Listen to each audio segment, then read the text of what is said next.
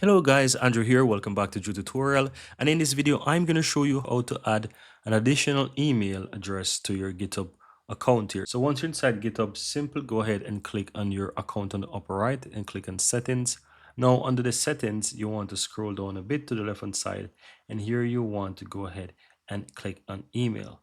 Now, under the email section, you will have a section to add an email, so you can type in whatever you want. I'm going to go ahead and type in an email address here. Then once you enter that email address, simply click on add, and here you see that it's going to send a verification to that email. So verify via email, and once you receive that passcode in that email, you'll be able to enter it here. Now, keep in mind that the passcode is going to send to your personal email, so you want to go to your email and look for that passcode that is associated. So as you can see right here, I got the passcode right here, and I'm going to copy this passcode and head back over to GitHub and simply paste that in and click verify.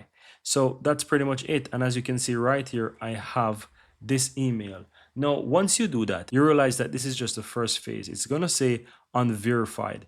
So in order to verify that, you want to go to know this email address, and you should receive an email from GitHub.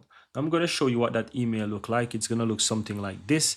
And of course, you'll need to just simple click and verify. You'll just need to simple click and verify this email, and you will see that it's going to basically pop up and say, you need to log into GitHub and so forth, right? But for the purpose of this, I don't necessarily want to log in. I just want to show you how you can easily go ahead and verify that. Let me refresh and see if it really requires me to log in. I guess it does.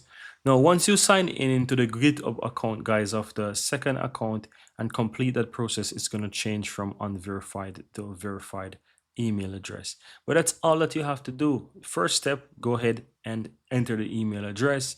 Then from there, you want to go ahead and enter that passcode that's sent to your current email address, which is associated with your account.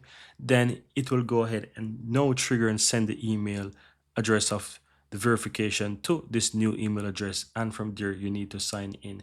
Right, once you sign in, then you will be able to easily have that new email address verified.